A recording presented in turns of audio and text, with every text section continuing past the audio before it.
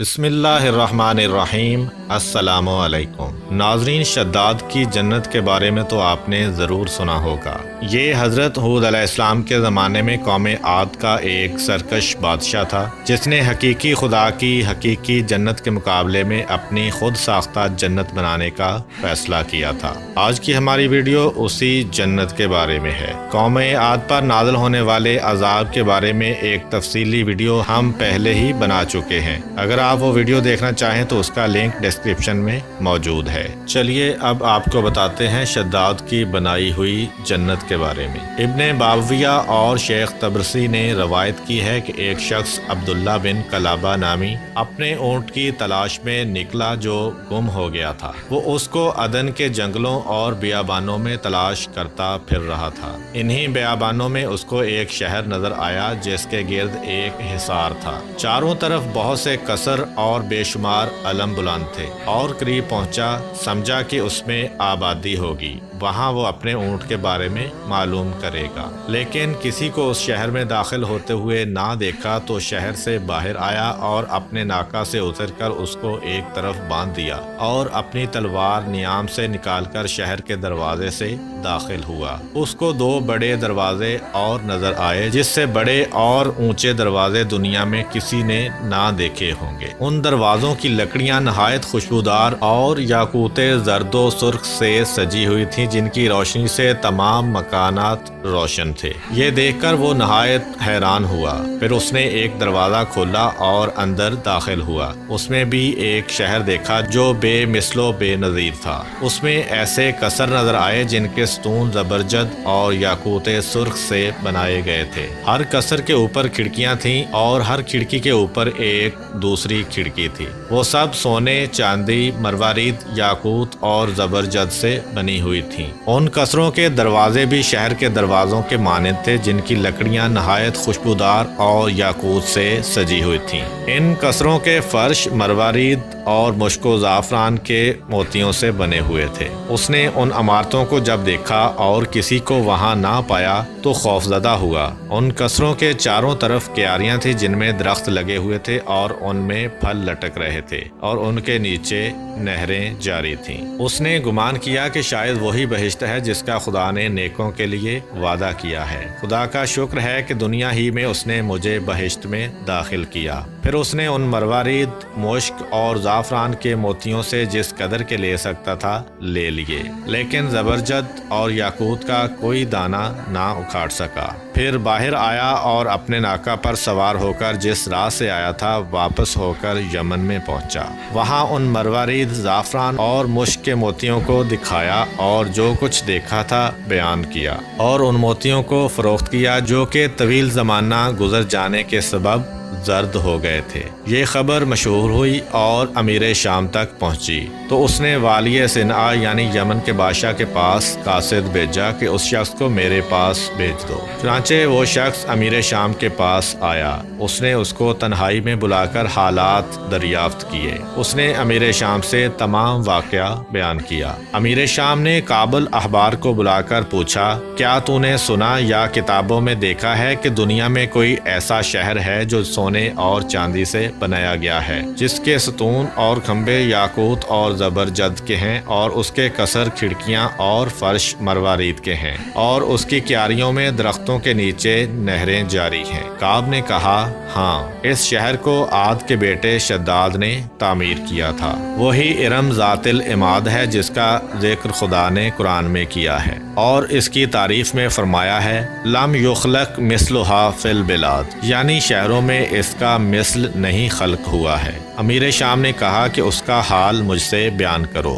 کعب نے کہا کہ قوم عاد کے علاوہ ایک شخص عاد اولا تھا، اس کے دو بیٹے تھے، ایک کا نام شدید اور دوسرے کا نام شداد تھا۔ جب عاد مر گیا تو اس کے یہ دونوں بیٹے بادشاہ ہوئے اور بڑی تیزی کے ساتھ غلبہ حاصل کیا، یہاں تک کہ اہل مشرق و مغرب سب نے ان کی اطاعت کی۔ شدید پہلے مر گیا اور شداد بغیر جنگ و جدل کے تمام دنیا کی بادشاہی حاصل کرنے میں کامیاب ہو گیا۔ وہ کتابیں پڑھنے کا بڑا شوقین تھا۔ جب وہ بہشت کا ذکر سنتا تھا کہ اس میں یاقوت و زبرجد اور مروارید کی عمارتیں ہیں تو چاہتا تھا کہ دنیا میں بھی اس کے مثل خدا کے مقابلہ میں ایک بہشت بنائے۔ غرض کہ اس نے 100 آدمیوں کو اس بہشت کے بنانے پر مامور کیا اور ان میں سے ہر ایک کی مدد کو ہزار ہزار آدمی مقرر کیے، اور کہا کہ جا کر ایک بہت بہتر اور تمام بیابانوں سے کشادہ میدان تلاش کرو اور اس میں میرے لیے ایک شہر سونے چاندی یاقوت و زبرجد اور مروارید کا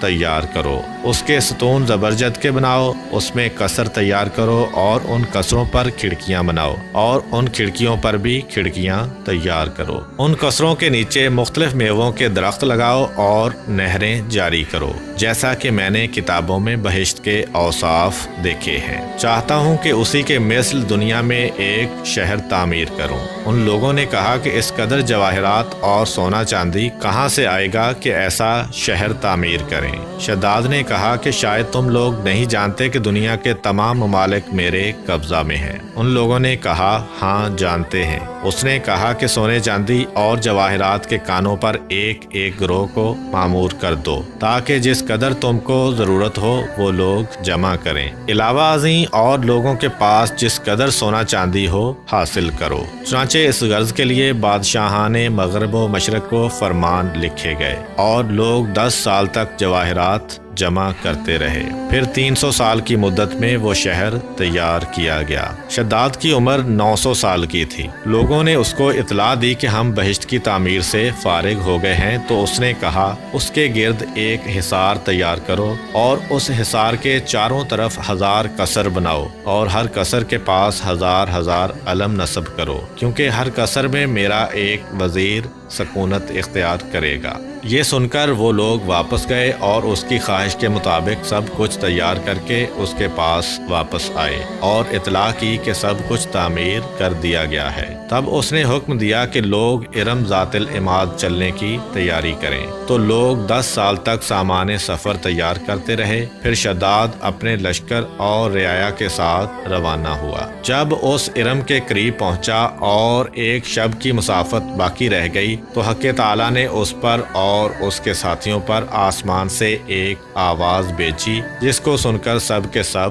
ہلاک ہو گئے۔ نہ وہ خود ارم میں داخل ہو سکا اور نہ اس کے ساتھیوں میں سے کوئی جا سکا۔ اے امیر شام، تیرے زمانے میں مسلمانوں میں سے سرخ چہرے اور سرخ بالوں والا ایک شخص جس کا قد چھوٹا ہوگا اور اس کے ابرو اور گردن خالی ہوں گے، اپنا اونٹ تلاش کرتا ہوا اس بہشت میں داخل ہوگا۔ وہ شخص امیر شام کے پاس موجود تھا۔ جب کعب نے اس کو دیکھا، کہا خدا کی قسم یہی مرد ہے۔ پھر آخر زمانہ میں دین حق کے پیرو اس بہشت میں داخل ہوں گے۔ ایک اور روایت میں وارد ہوا ہے کہ جب شداد اور اس کا لشکر اس کی بنائی ہوئی جنت کے دروازے کے قریب پہنچا تو ملک الموت اس کے سامنے آ کر کھڑے ہو گئے۔ اس نے پوچھا کہ کون ہو؟ کہا میں ملک الموت ہوں اور تمہاری روح قبض کرنے آیا ہوں۔ تو اس نے کہا کہ مجھے میری بنائی ہوئی جنت کو دیکھنے کا موقع دو۔ ملک الموت نے فرمایا کہ اس کی اجازت نہیں ہے۔ تو اس نے کہا کہ مجھے دروازے سے ہی ایک نظر دیکھنے کی اجازت دو۔ ملک الموت نے فرمایا کہ اس کی بھی اجازت نہیں ہے۔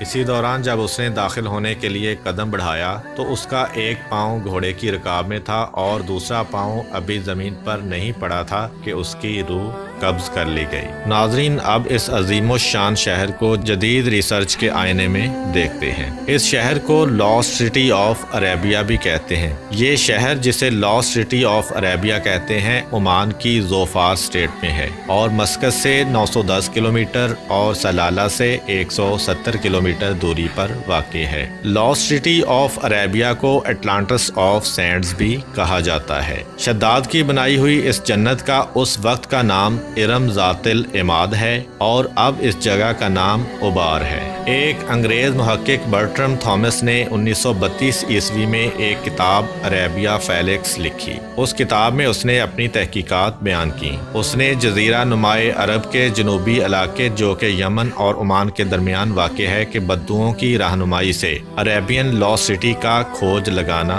شروع کیا، لیکن اپنا کام مکمل نہیں کر پایا تھا کہ اس کی موت واقع ہو گئی۔ اس کے کام سے متاثر ہو کر ماہر آثار قدیمہ نکولس کلیپ نے اس پر کام شروع کیا اور اس لاس سٹی آف عرابیہ کو دریافت کیا جس کا ذکر قرآن پاک میں موجود ہے۔ نکولس کلیپ نے قدیم مسودات پر بہت زیادہ تحقیق کی۔ اس تحقیق کے دوران اسے ایک یونانی جغرافیہ دان ٹولمی کا ہاتھ سے بنایا گیا نقشہ ملا جس نے اس تاریخی شہر تک پہنچنے کی راہ ہموار کی۔ نکولس کلیپ کو برٹرم تھامس کے کیے ہوئے کام، ٹولمی کے نقشہ اور اپنی تحقیقات کی بنیاد پر اس شہر کی صحیح نشاندہی کے لیے سائنسی سپورٹ کی بھی ضرورت تھی، جس کے لیے اس نے ناسا کے ہائی ٹیک فوٹوگرافز کا سہارا لیا۔ اس کی نشاندہی کے بعد بغیر وقت ضائع کیے کھدائی کا کام شروع کیا گیا اور بالآخر ہزاروں سال کے بعد اس دبے ہوئے شہر کا پتہ لگا لیا گیا۔ لیکن سوال یہ ہے کہ یہ کیسے واضح ہو کہ یہ ملنے والا شہر وہی ہے جس کا قرآن پاک میں